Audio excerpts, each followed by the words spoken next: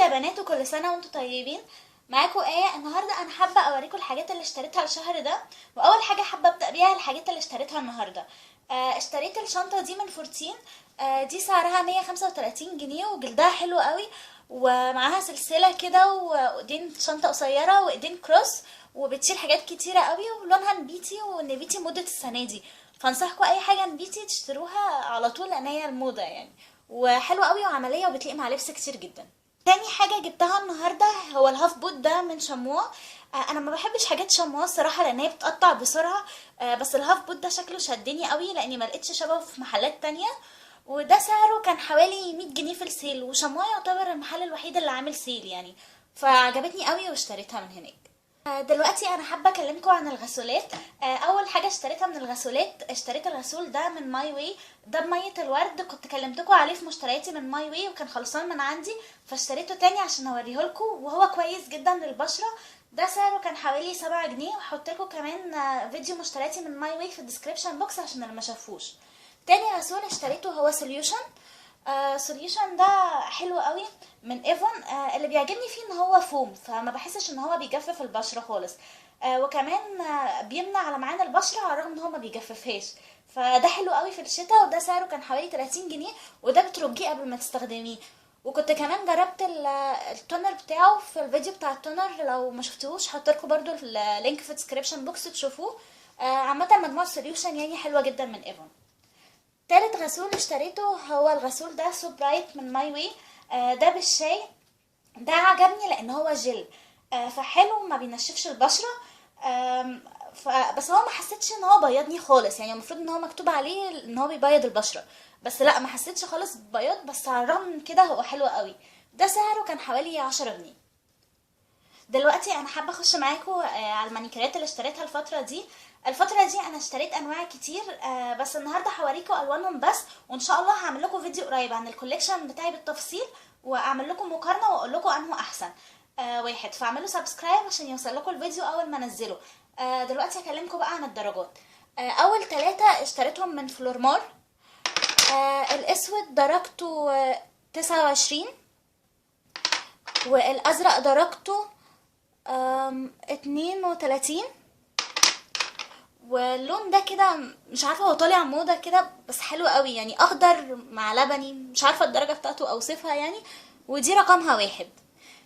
ده كان سعره حوالي 20 جنيه، مش فاكره بالظبط يعني. وتاني الماركه اشتريتها دي، مش عارفه اقرا اسمها يعني، بس هي لقيتها في المحل وشدتني يعني، قلت اجرب منها البيج واجرب بالدرجه دي. وهقول لكم برضو رأيي فيها بالتفصيل.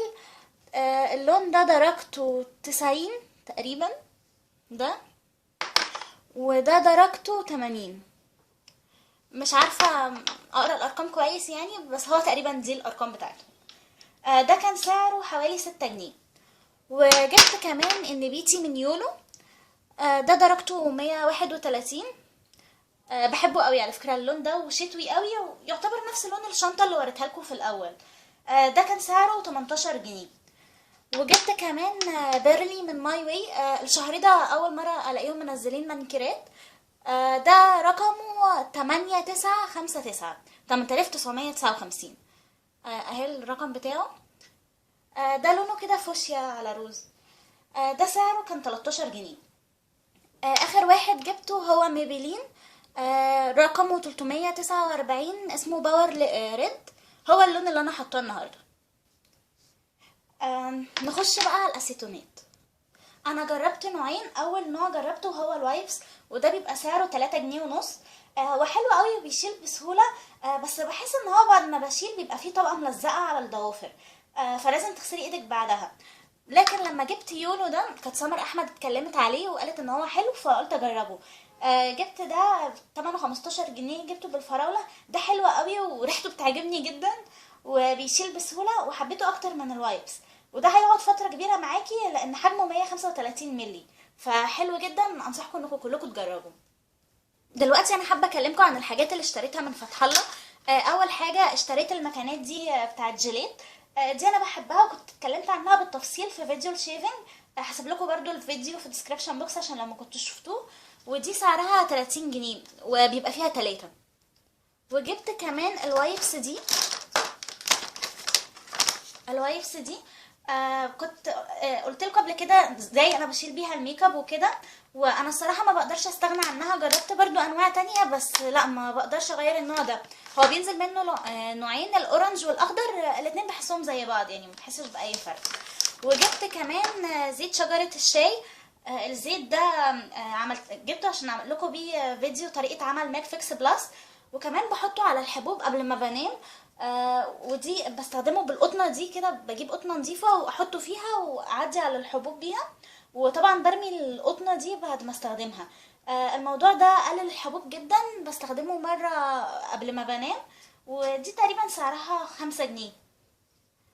وجبت كمان السكتش ده من سكر، اللي في الديب مول. جبته علشان اكتب فيه الاسئله اللي انتوا بتسالوها لي، عشان ان شاء الله هعمل فيديو قريب اسئله واجوبه. فلو عايزين تسالوني اي حاجه اكتبوا وان شاء الله قريب هرد عليها. وكمان عشان بحب اكتب الحاجات اللي عايزه اعملها السنه الجايه واشوف حققت ايه منها وكده يعني. بالطريقه دي بقدر احقق اهدافي بسهوله وافكر افكاري تبقى مرتبه اكتر. ده كان سعره حوالي 10 جنيه، وهو محطوط في كفر كده بيتشال. ومفروض هنا في قفل بس انا فاتحاه عشان اوريه لكم بسهوله. هو القفل بيبقى معايا مفتاحين. وبصوا الورق من جوه ازاي حلو قوي، مرسوم عليه وكده، فهيشجعني ان انا اكتب فيه يعني. جبت السكراب ده من بانسيه. ده بالنعناع وسعره 5 جنيه. وعايزه اقول لكم ان هو حلو قوي، لانه كريمي وحبوبه صغيره زي الرمله، فما بيعورش الوش. وانا كنت جربت انواع تانية كتيره غاليه، بس ده عجبني قوي.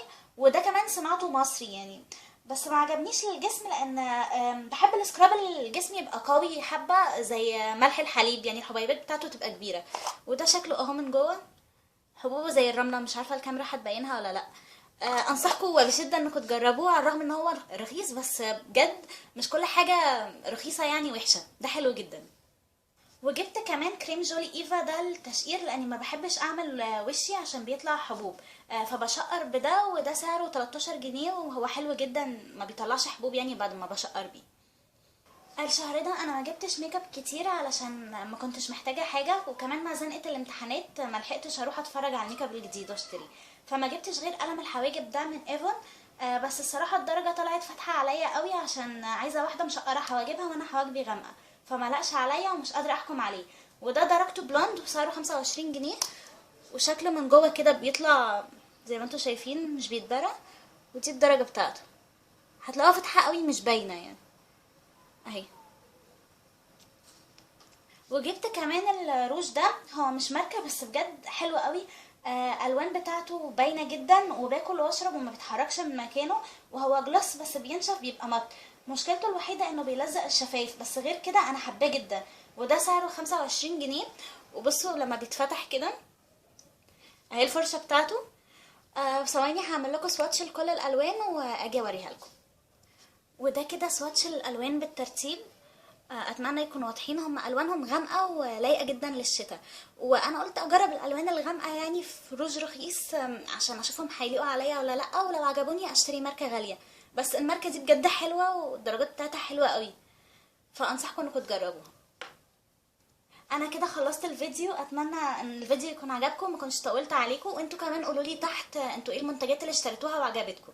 اشوفكم في فيديو جديد. مع السلامه.